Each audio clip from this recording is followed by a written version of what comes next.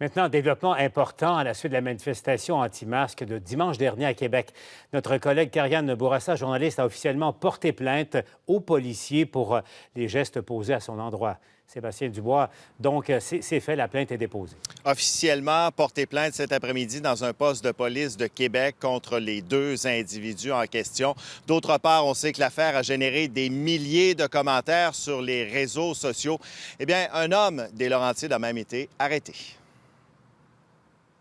Une étreinte non désirée, ce geste posé à l'endroit de la journaliste Kariane Bourassa pourrait ne pas demeurer sans conséquence.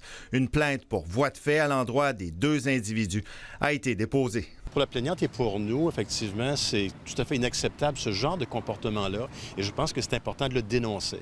Alors, c'est donc un geste important qu'on fait pour dénoncer un comportement comme ça qui est tout à fait inacceptable. La plainte vise une accusation de voie de fait, soit l'utilisation de la force, effectivement, sans le consentement de la personne concernée. Alors, on a rencontré une enquêteur et une autre policière également pour le dépôt de la plainte cet après-midi. L'un des individus visés s'est confié au Journal de Québec. Jean-François Mongrain admet que son geste était déplacé.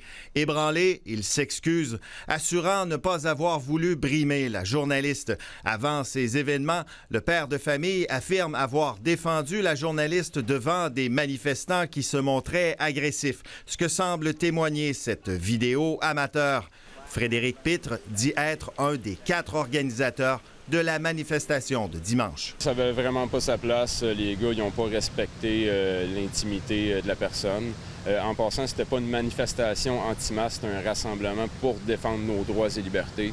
Et l'affaire a généré des milliers de commentaires sur les réseaux sociaux. Et pour incitation à la haine et pour avoir proféré des menaces à l'endroit de Kariane Bourassa, un homme de Saint-Placide dans les Laurentides a été arrêté en soirée hier par la Sûreté du Québec. L'exemple est donné ici à ceux qui croient que derrière leur ordinateur, tout est permis. Ce n'est pas vrai. Les policiers peuvent intervenir. On prend ça au sérieux. Proférer des menaces, on ne sait jamais qui est derrière. Est-ce que les menaces peuvent être réelles ou pas? Donc, les policiers vont agir. Libéré sous promesse de comparaître, Guillaume Lagacé devra se présenter devant le tribunal en octobre. Sébastien Dubois, TVA Nouvelles, à Québec.